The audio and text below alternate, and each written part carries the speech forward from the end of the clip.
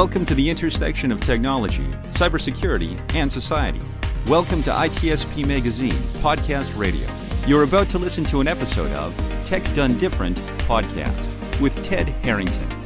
Do you follow the pack or challenge the status quo?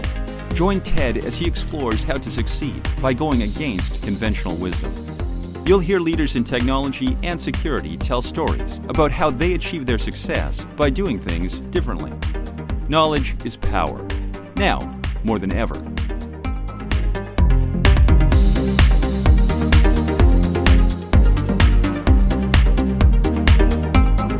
Welcome, everybody, to another episode of Tech Done Different. I am your host, Ted Harrington, and with me here today is my good friend and fellow author, Lindsay, who is here to help us understand how to achieve greatness. And certainly, Lindsay, I'll let you introduce some of your own accomplishments, but I'm going to brag for you.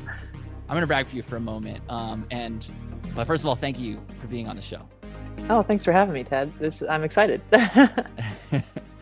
So, Lindsay, when I was thinking about my day today and thinking about the things that I was most excited about and stimulated by and like what was getting me energized, definitely this conversation with you was at the top of the list. So I'm excited about wherever we're going to take this conversation. It could go lots of places. It can. Yeah. So Lindsay, she'll obviously, you'll color out some of your experiences more than I will, but to introduce you to our audience, you are not just an Olympian, but a gold medalist. You are a #1 best-selling author of the book, Better Great Than Never. And you're here to help teach our audience that's largely around, technology leaders and security leaders about how they can think about pursuing their own sense of excellence. So maybe you could color out your own bio a little bit more than what I just did. Sure. It's always funny because you think and you read things, and I'm sure we all do the same thing. You see something, you're like, is that me? That's me. Okay. But yeah, I started rowing when I was 20 years old, and from the time that I was 20 until I retired from the elite level of rowing, I ended up a 2-time NCAA All-American, 3-time world champion, former world record holder, and Olympic gold medalist who, for that feat, when my teammates and I won Olympic gold, it was the first time any female athlete won gold in women's rowing for the United States at 2,000 meters. So they also put the 9 of us in the Hall of Fame for that. So yeah, and now I guess I've written a book and I coach and I do some other things, but that was the rowing part. You're too awesome. It's just like, well, I still vividly remember. Yeah, when we were in Austin together a little over a year ago, and you just casually, it was like not even a big deal. You're like, oh yeah, I have this thing. And you pull out your gold medal out of your bag. So what's it like to carry around a gold medal with you? I mean, is it like a sense of pride for you, a sense of accomplishment? How do you think about that? 2 things. You get stopped in security all the time. You cannot go through airport security with that and not get stopped. So I always have to remind myself to take it out of my bag and put it, but the other thing is why I actually take it with me places is that for me, it's this thing, and it's weird to be around other athletes that have also, gone to the Olympics or won. And so you're like, what's the etiquette here? Should I take it? I don't know. But the vast majority of people have never experienced this thing. And so I love taking it places because I get to share it because it really represents possibility. Like I think of myself as this lanky girl that grew up in the country from Virginia. And then I was able to go to the Olympic Games and make Olympic history with my teammates. So it's bigger than the medal. It's bigger than us. It's the possibility that's within every single one of us out there. So when did you recognize that possibility? I mean, that's a really powerful sentiment that at some point in your life, you recognize, hey, maybe I'm not this, as you described yourself, lanky girl from the country. There's an Olympian in you. How did you discover that possibility? And how can maybe people hearing us have this conversation look inward to themselves and say, hey, I have possibility too? How should someone do that? How did you do it? Yeah, yeah. I mean, it starts with one day and one decision. Ultimately, part of finding where you do want to go is also knowing where you don't want to go and where you don't want to be. And that's really how it started for me. I mean, I was on this aimless wandering path where I had grown up playing sports, but then didn't think I was good enough to play sports in college. And so, past high school. So I left sports behind. I gained 30 pounds. My grades went down. And ultimately, I ended up, waking up in the middle of the night wishing I weren't a lazy bum, thinking, gosh, I wish things were different for me. And very serendipitously woke up the next day and bumped into the rowing coach when I was in college, 20 years old. And he said, hey, you should try rowing. And because I was on a path that I didn't want to be on, that entered my life at that moment. And I said, well, I don't know where this could take me, but it could be pretty great. So I'll give that a shot. Why not? So I'm hearing you say that you were open to new opportunities, not necessarily knowing what those might be, and then following that path as you saw opportunity present itself. Yeah, yeah. It wasn't that I woke up and thought, oh, I want to go there. I want to go to the Olympics. It was, I want something different for myself than what this is. And ultimately, going from where I was then to the Olympic Games was a one step at a time process. And I definitely reiterate that in the book, that it's scary, that it's challenging, but that you have to remember every single day that it doesn't all happen at once, but like one tiny little thing, one little step at a time. That's pretty cool.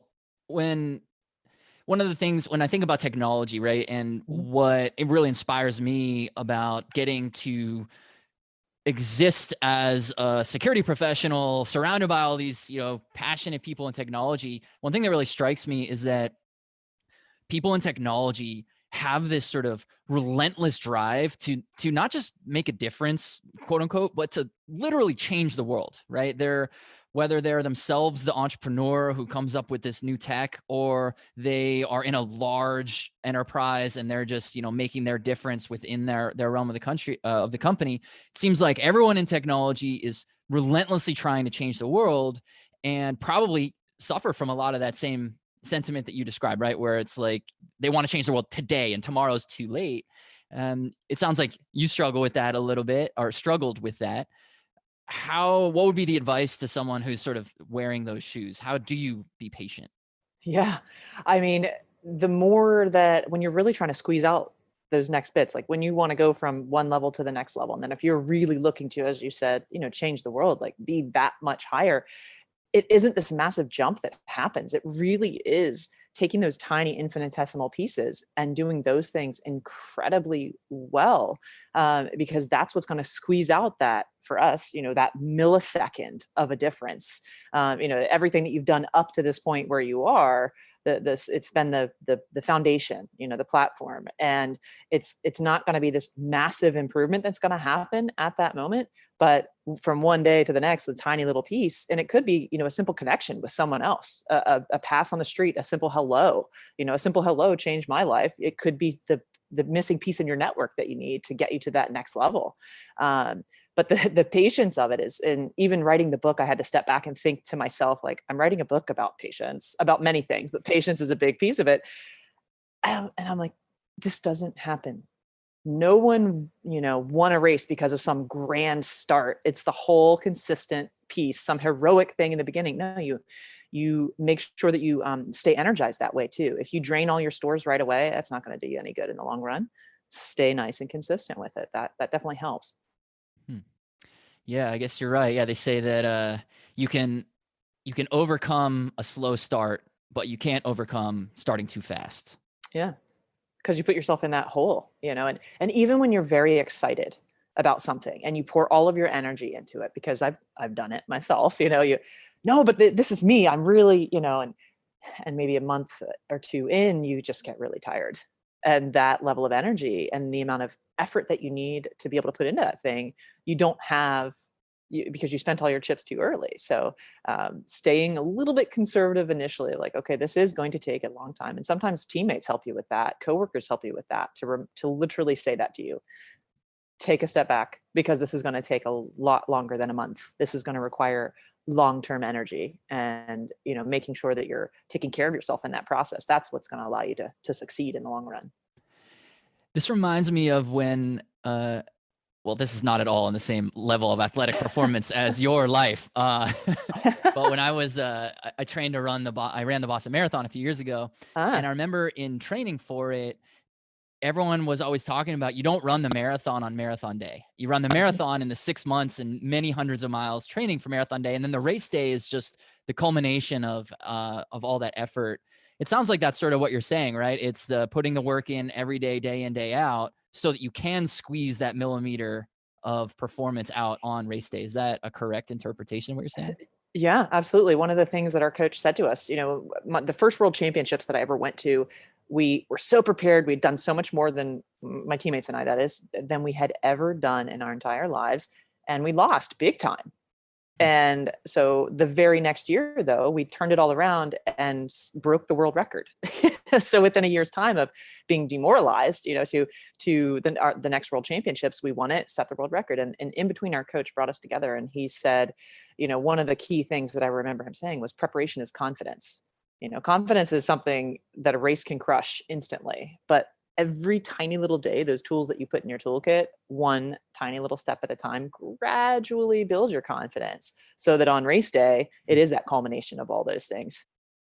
I've heard you talk about the idea of overtraining before, and it sounds like that had some really adverse impacts on your own athletic career and even just your own, it sounds like maybe even some of your mental health in terms of like your own satisfaction with everything that was happening. I think that in technology, especially those same types of people who are so driven to try and change the world, there's this sort of martyrdom, right? Of like working all the time, no sleep, no rest, no relent. What do you say to those people about the importance of rest and the downsides of, overtraining? And by the way, if I framed any of your No, go for perception it. on Yeah. overtraining wrong, please correct me. I mean, it is what it is, right? Overtraining. You are doing too much. Yeah, that's actually the topic that I want to cover in the second book that I want to write, because it's incredibly important with overtraining. What happened to me from a physical and in the athletic realm was that I just did too much too soon. And my body wasn't ready for it. And the first things that started to happen weren't physical issues, they were mental things. I started withdrawing socially. I found myself depressed for the first time in my life. I wasn't as energized. I was irritable. I would snap at people. I wasn't as talkative. As you can tell, I'm talkative, so I just thought, gosh, something's wrong and I don't know what it is. And it was an accumulation of stress. And interestingly enough, that ended up leading to injury and, self-reflection and all of that. The same thing happened in work life after I retired from rowing, where I was in school full time, working full time, recruiting, all just too much. And even though those were mental stressors, the same cascade occurred in me, and where I went, oh my gosh, I've been here before. I don't want to do this again. So making sure that you're taking care of yourself physically and not overextending physically allows you to be better for other people and the things that you want to produce. If you're taking that for granted, any second, you are going to be less creative, you're going to be less communicative, you're going to be less of a team player and therefore less productive. Interesting. Yeah. And if you take that, and it sounds like some of the things you've talked about are different pivots throughout your life, into being an athlete, into being an elite athlete, out of being, you're still an athlete, but you're no longer competing at the elite level. And now you help people in other ways. It reminds me of this exchange that I had recently with a chief technology officer who I so admire the way he was so brave in sharing this. And he shared it in not a public forum, but a private forum, but there were multiple people in this forum. And he shared about how frustrated he was with the company that he's running, and the company was just, it's really struggling financially. They weren't doing well. And he personally was struggling financially, but he had this commitment to the customers that he did have. And how does someone like that, who's working themselves to the bone, the results aren't producing, how should they evaluate their situation and maybe think about it differently? Mhm. A piece of that is I would first look at the people around you, look at your team. Something that I've believed through this whole process, and then now also as a coach, is that every individual component within that team individually can be quite fantastic at what they're doing.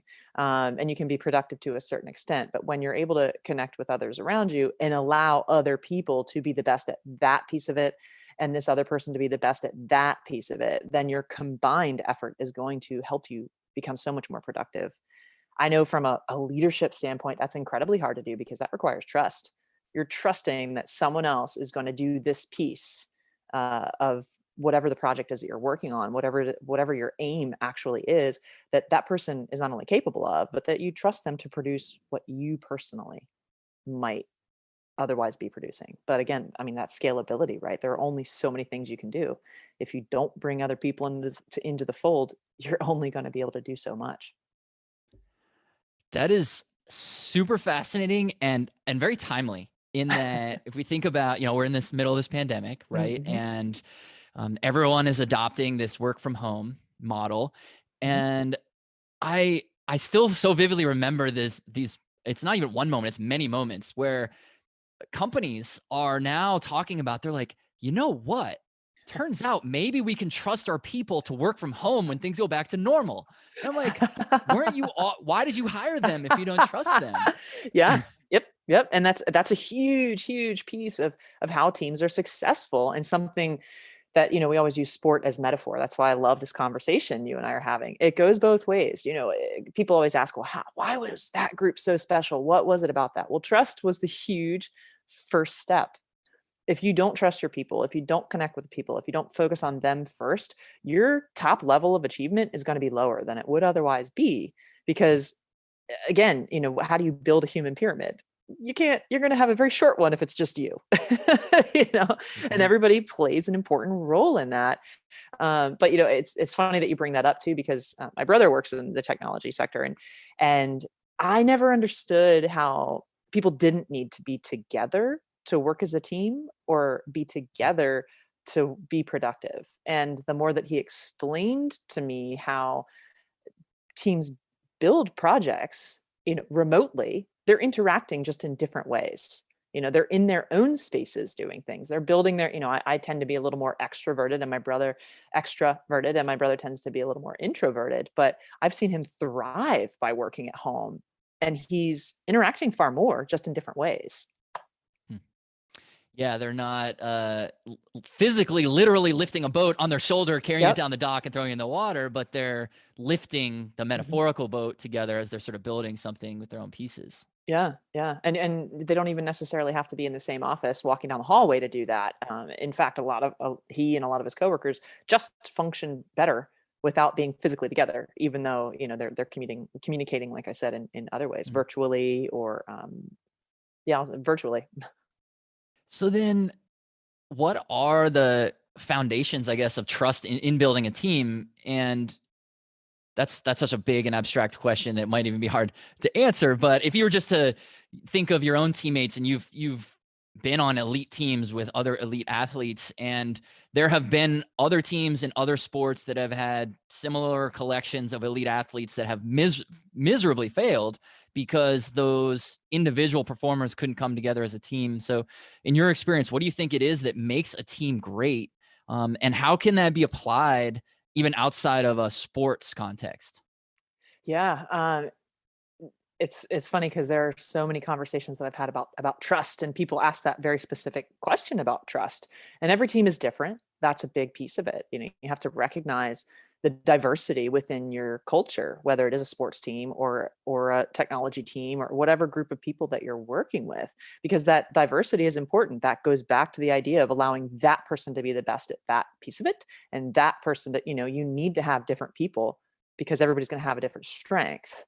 And recognizing the need for diversity, the importance of diversity, is what you're going to thrive on. That also makes it challenging to communicate well. So one of the first things is foundationally communication, and saying we don't all have to be the same to get along. We don't all have to be the same to work together because we have a common aim. What is our common aim? We use the value and the mission and the vision and all of that language in business, when really, create the words that you want. What's our aim? What are we all here to do? You can be passionate and get behind that, without being cookie cutter the exact same people. And when you do that, that helps develop trust. Recognizing the importance of everyone that's there develops trust. Addressing and communicating, addressing each person's need develops trust. And behaving, if you're saying one thing, you must behave the way that you're saying. The things that you're asking of other people, you must behave that way. From a rowing standpoint, rowing is this crazy sport, because I played a lot of sports growing up, team sports mostly, but rowing is the one team sport that you cannot bring a group of fast people together, throw them in a boat and hope for the best. They can actually go very slow. Individual people that are very good on their own, if someone tries to do something all at once on their own in the middle of the race, it can in fact make the boat slower. They could put in more effort and actually slow the boat down. It requires a willingness to follow and to work together in a very seamless way. And there is, a certain level of setting an ego aside to a certain extent of, okay, this person's rhythm is better. I'm going to go with the way that this is working, because it'll ultimately conserve energy in the long run, even if it's different than what you're used to. So that idea is super fascinating. The idea that you could actually work harder and go slower. Mm-hmm. And did you talk about that in your book, by the way? Yeah, I do. All of these things I talk about in the book. You'll pick up on trust, and you'll pick up on teamwork and connection and all of the different things. And I very specifically bring up that comment in the book, or that topic in the book.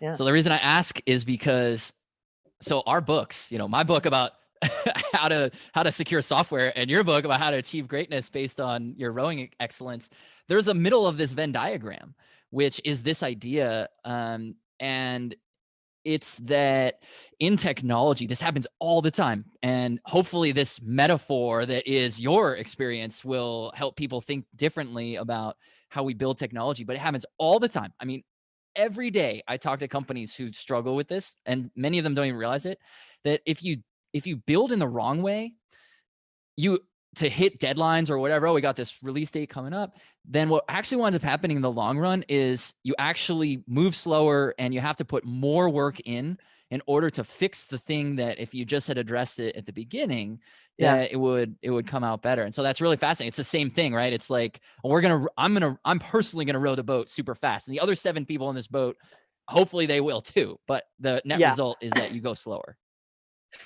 And the other piece of that too is that,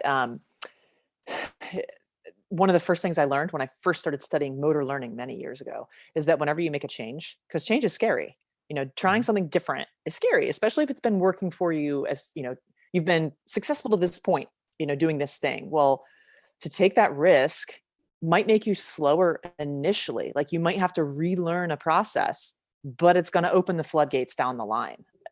I'm not particularly tech savvy, so I love working with you, and things that you almost take them for granted. I do the same thing in my realm. You take for granted what you know, and you don't realize that it's not common knowledge. But then to take the step back and go, okay, fine, I'm going to take the extra hour or the extra 5 minutes or the extra day to learn this and put all these in a bucket so that all the automated things can happen, and it really just does speed things up in the long run. The idea of communication, it's fascinating, because athletics has changed so much with social media, technology, all the things. And there is a big shift into looking at data and all the numbers, so that the simple things like trust and communication are starting to get overlooked. It's like, okay, what are your numbers? Okay, that person must be good because they check all these boxes. Well, what about the person that's a really good team player that connects everyone?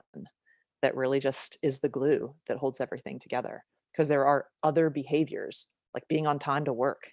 That's a simple behavior, that person might not have the most sales or the most other metrics, but they're making everyone else show up on time because they're setting that example. And that's a small example of what I mean by you're the best. Every person on your team is the best at something. And that right there could be a component that is allowing your team to excel that would be very easily overlooked. I love it. So one of the things we like talking about here on this show is challenging conventional wisdom. I think almost everything we've talked about so far is you helping us do that, think differently. Yeah. If you think back to your own success, either in the boat or coaching or otherwise, or, pick the realm, what would be one of the primary stories or examples of where you went against conventional wisdom? And what could we all learn from that? Like, what's the takeaway from your experience going against the grain? Yeah, I love that you ask it right now because it picks right up on what we were just talking about is, and that's what exploring some of this through writing the book made it even more clear in my mind because I tracked everything. I kept all my training logs. I journaled. There are things in this book that are, this is what I was thinking in that moment. I literally wrote that in that moment, so you get Like to the kind of weather, you were experience. saying. Yeah, the weather, among other things. There were times when I would write things like, I had one of those days today. I even stepped in a puddle on the way to the car. Everybody has that day. But people started asking me over time because I didn't really have. I got sick every now and again, but never really sick. I had one little tweak of an injury, but really to go through an entire Olympic cycle, I spent like 7.5 years uninjured. It took after the Olympics to really get hurt. And that was, we talked earlier about some of the overtraining concepts. But so people started asking me, like, what did you do? It must have been special because I was actually one of the smaller athletes. I was shorter than, on average. I was not as strong numbers wise on average. But I was able to stay injury free and pass people that were physically bigger and stronger than me. How? It must have been some supplement or some special diet or something that we all think every athlete does. So it wasn't genetic gifts. That's an assumption people make about athletes. Obviously, I have some, but I wasn't as gifted as so many others. It wasn't nutrition, like a special diet that I had someone build for me every day. It wasn't a special supplement that I had someone build for me every day. So I realized it was because I did the basic things really well. I didn't overcomplicate the system. I didn't try to search from what's the next new thing that someone is doing. No, I did the most important things to the best of my ability. And I'm gonna guess maybe better than what other people did. And those are things that I actually like to apply. I apply those now to life. They allow me to be productive in life now. If I know I have a busy day, I go, even if all I have is 15 minutes to exercise, I take 15 minutes or 20 minutes and go for a run. It doesn't have to be an hour. Just go do something. I'm more creative. I'm more productive immediately following that than if I just woke up and didn't do it. So the basic things, to debunk the conventional wisdom was sleep a lot.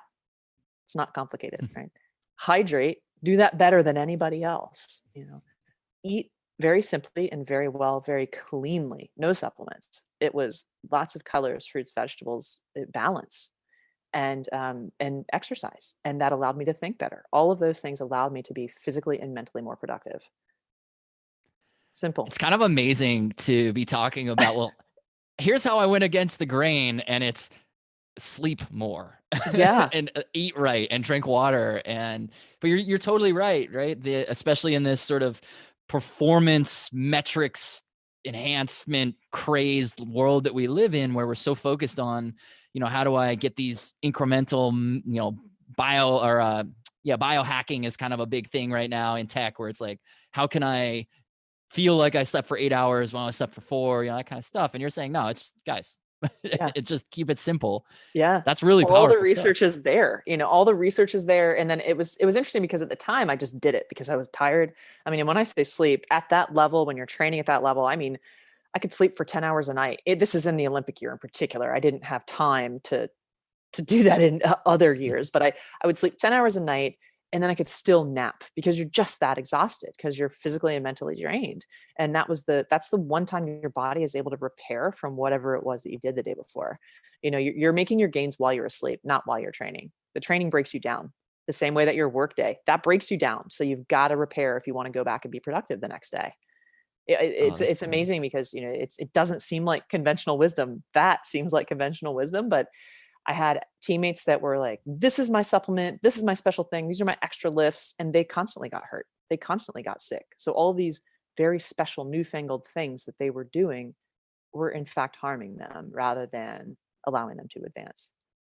I love it. Keep it simple, recover while you sleep. That's powerful stuff right there.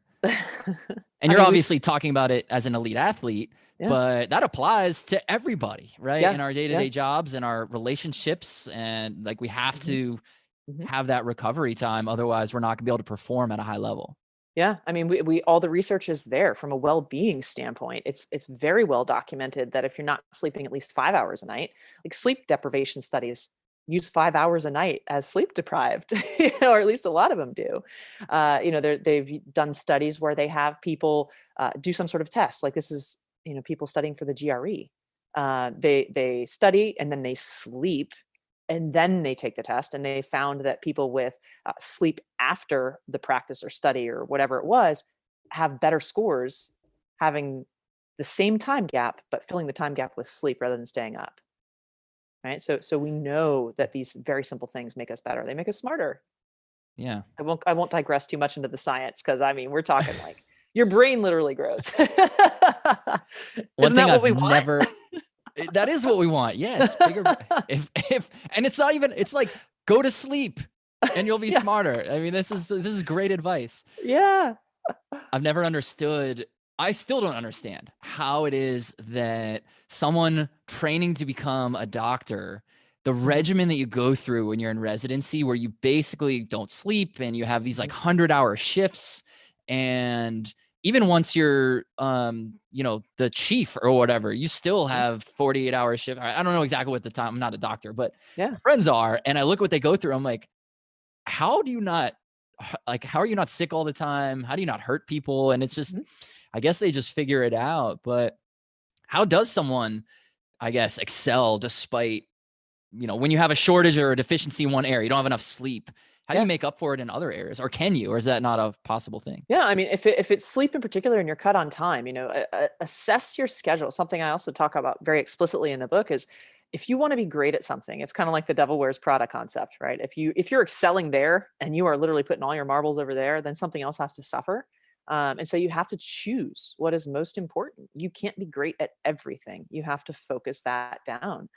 From a training standpoint, while I was training, it was literally practice, self-care, and work, right? I would go to practice, have a break, go to practice number two, rush to work with like wrinkled pants and wet hair, rush back for practice number three, go home, and then sleep and do whatever you can to take care of yourself to prepare to do it all over again the next day. So you really have to look at what is important and what you're prioritizing. I tell my teammates all the time that really training for an elite sport is a luxury, because your job is to pay attention to your body and how your Mm. body is responding to things. We don't give ourselves enough credit. We take ourselves for granted sometimes. For me, before I started rowing, I didn't know what it meant to feel rested. I didn't know what it meant to feel super healthy until my aim in literally for what I was doing at the time was to be as rested and healthy as I could be. So then I'm able to reflect on that now, where I'm like, oh, I know what it feels like to feel really well rested, and this is not that. So Hmm. giving yourself that time, and it doesn't mean, if you only have 5 minutes, get the 5 minutes. If you have 20 minutes and you can take a 20-minute nap, do that. Um, but again, first, like, assess what you're doing, figure out what you have to do, and then prioritize that, and make sure that you're saving enough time for you to prioritize your physical health too. So let's talk about priorities, because I want Yeah. your input on Mhm. how to help solve one. I have an axe to grind on Mm. certain things that happen, definitely in tech, probably elsewhere. So you can either tell me I'm wrong or dismantle why people think this way. Yeah. All right. So we're talking a lot about priorities, and we've talked about the ideas of like focus and doing the simple fundamental things right. Yeah. And focus is an interesting concept that I see people really struggle with, I think across industries, that we live in this world today where there's notifications going off every second from a gazillion devices, from your watch Mhm. to your computer to your phone to just your home assistants or whatever. Yeah. Constant flow of information that we now Mhm. have to react to. And I've found that Pavlov wins. yeah, it's like, oh, I'm gonna go do this thing. Pavlov wins. Now I'm I'm sad, right? Salivating. I'm No, let me. Yes. Yes. Pavlov and his dogs. I love it. Yeah. I see people struggle, and probably not even realize that they're struggling with this all the time, where they're like, oh, I have to respond to all this. Like it's my boss or my boss's boss, and some of those are legitimate concerns, right? Like, how do you not answer the boss? Mhm. But what the trade-off is, as in my view, is that you wind up not being able to really dedicate that focus to get deep work done and get the right projects done. That's the kind of stuff that prevents anyone from writing a book. And you and I have certainly been able to sort of clear the runway of the notification runway to do that. So Yeah. what's your counsel to people, whether they realize that that's their problem or not, but who probably have had, 27 emails come in and 13 text messages and 45 Slacks all in the time you and I have been talking. And that's probably building anxiety to them. They have to respond to it. What do you say to them when it comes to achieving excellence or performance, or however you want to frame it? Yeah, all of those are minute stressors, and you have a threshold. Eventually, it's not going to be the 45 that bother you. It's going to be number 46, and you're going to be fine until for the first 45 of them. But number 46 is going to set you off. And I don't want to minimize this, but the more rested you are, the more physically healthy you are, the more stress you're able to manage. And so it's really when it's like that random Wednesday when you haven't had enough to eat, and this happens again, and it's been building over time, that stress boils over because you are no longer robust enough to manage it. I would ask from that standpoint are all those notifications necessary? And if they are all absolutely critical, are they? Ask yourself again, are they Right. actually necessary? And then maybe have a conversation. If you can quantify that, like if it is actually making you less productive at what you're doing, then there's something about it that isn't actually necessary. So you need to find a way to have that conversation with your coworkers, potentially your boss, to figure that out. Because again, that could be one of those things that really opens up the floodgates over time where you can be far more productive in the long run if there is a limit on the number of notifications that you're taking on every day.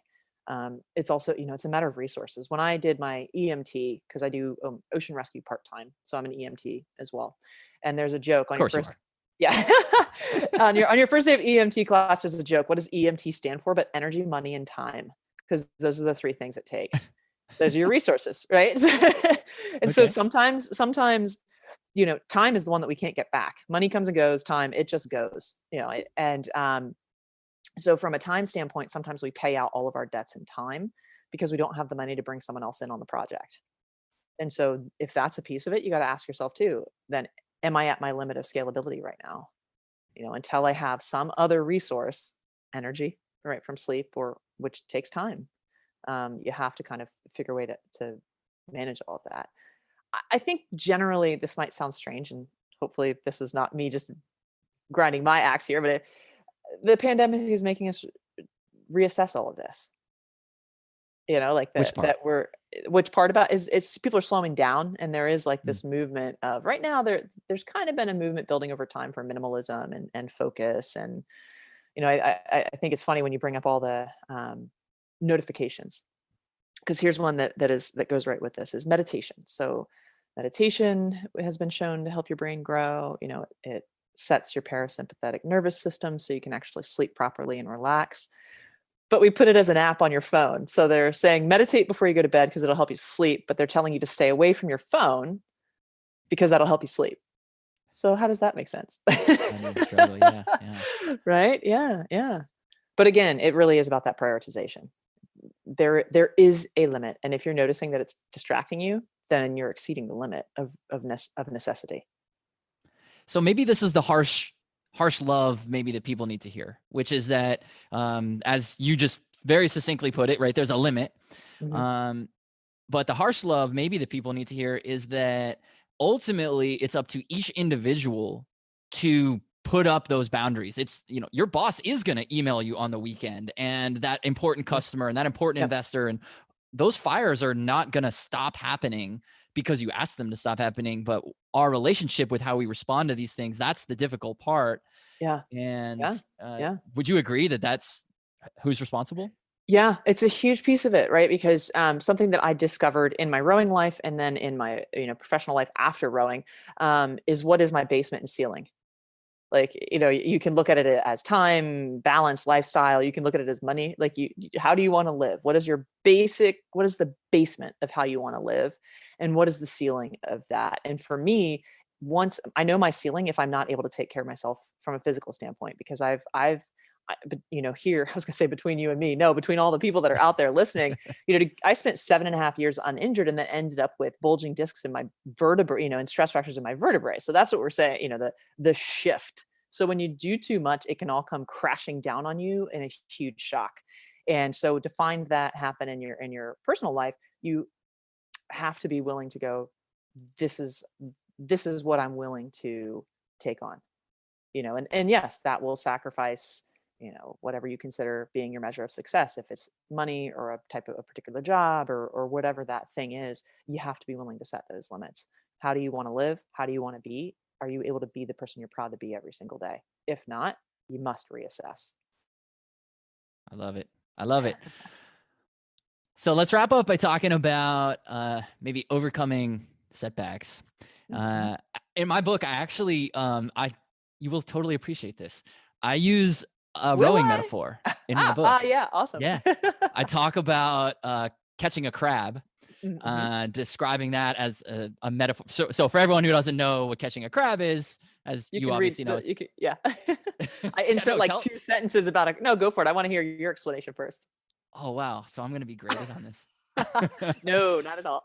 This is how I described it, and you tell me how close I am. Yeah. But catching a crab is when the water catches the oar at an awkward angle, sort of rips it out of your hands. The oar hits you in the chest, knocks you into the person behind you, and then the boat basically stops rowing. Yeah. I mean, there are various levels of catching crabs out there. You could just catch a little edge and it's just a very small one, but then there are crabs that you can literally catch and get ejected from the boat. But yeah, basically it's that something went a little bit awry and your blade got stuck in the water and the handle impacts you. Right. And so your performance obviously at best case scenario is not as good as it should be. Worst case scenario, you literally lose a rower. Yeah, exactly. Shoes get ripped out of the boat, you dump somebody. Yes. The boat stops, it can turn. There's lots of water going all over the place. So yeah. Yep. So you've certainly, in your career have run into, I'm sure you've probably been on a boat that's caught a crab, but metaphorically, you've certainly run into setbacks like you were talking about with even just your injury and everything like that. For people that are listening right now who have run into their own setbacks, maybe their company's not doing as well as they needed to, or maybe the pandemic adversely impact them, or they lost a major customer, or a key member of their team resigned, or any number of things have really set them back. How should they be thinking about adapting to that and rebounding? From a setback standpoint, first of all, you're gonna have setbacks. One of the first things is whenever you enter something challenging, admit that it's challenging. That something's gonna happen that is unexpected. Something's gonna happen when you least expect it, and that helps you manage the initial setback. In the beginning. Something that I always say when I'm working with athletes is not to think you're going to catch a crab. Don't focus on the crab, because it's kind of like you drive toward whatever you stare at. The same thing will happen. You're more likely to catch a crab if you constantly focus on that. Maybe having a little bit of practice with managing it and just being open to the fact that anything could possibly happen is an incredible first step there. Is to go, yeah, this is really hard. That's why not everybody does it. That way you're not caught off guard by the challenge of it.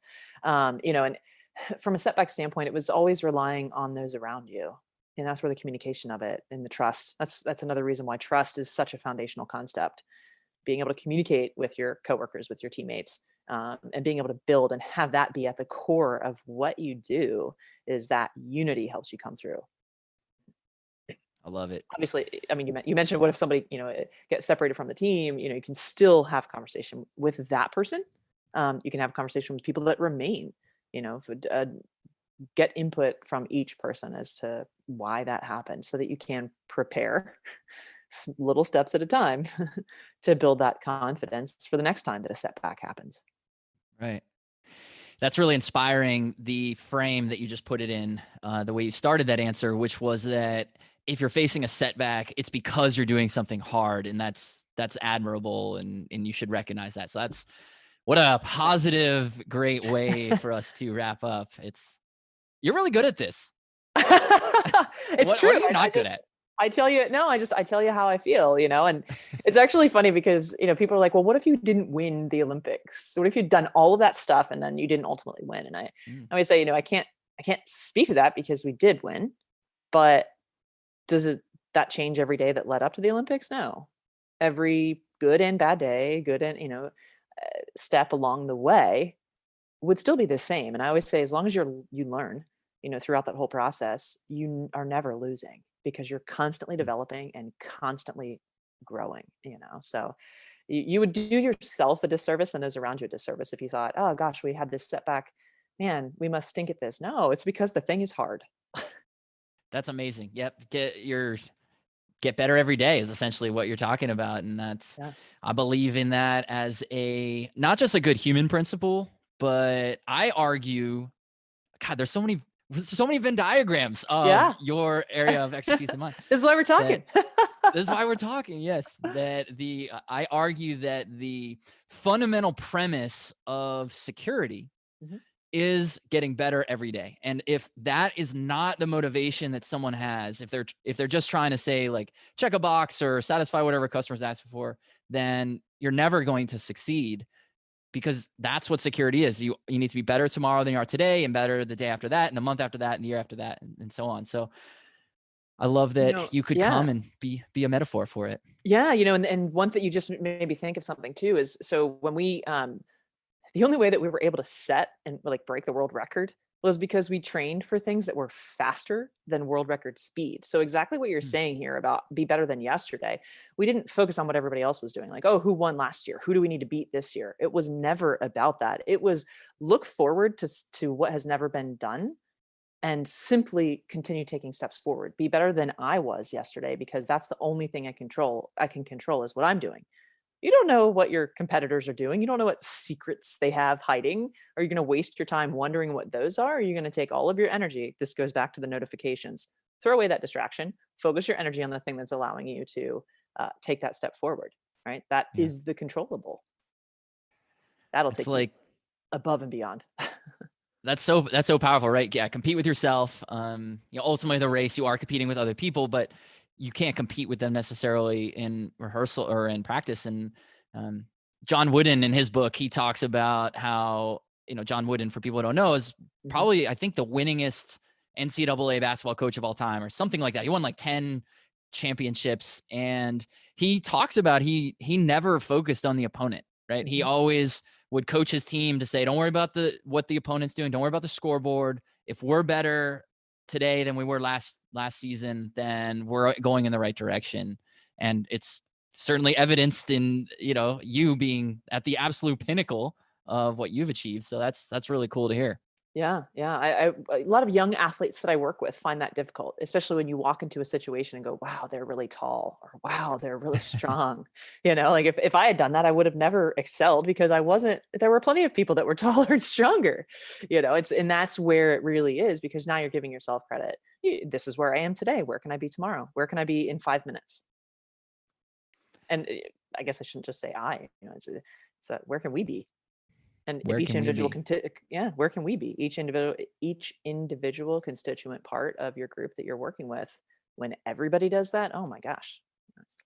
You can't see my hand Powerful gestures stuff out there, but I know. Let the record show that these big Hands hand are in the gestures are being air. made. This is how big it was. Yeah.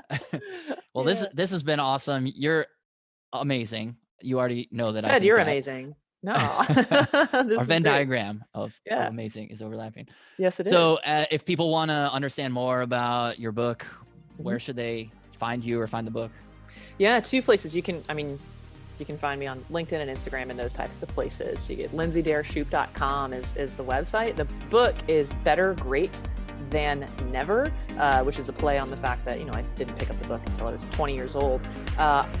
Cool thing with the book is it's all about possibility. So hashtag Better Great Than Never is, what is your possibility today? What are you doing today to be better than yesterday? I would love to see that grow, so.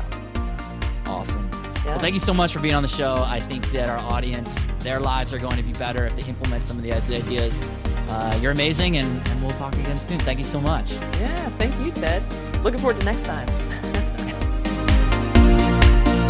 We hope you enjoyed this episode of Tech Done Different podcast with Ted Harrington.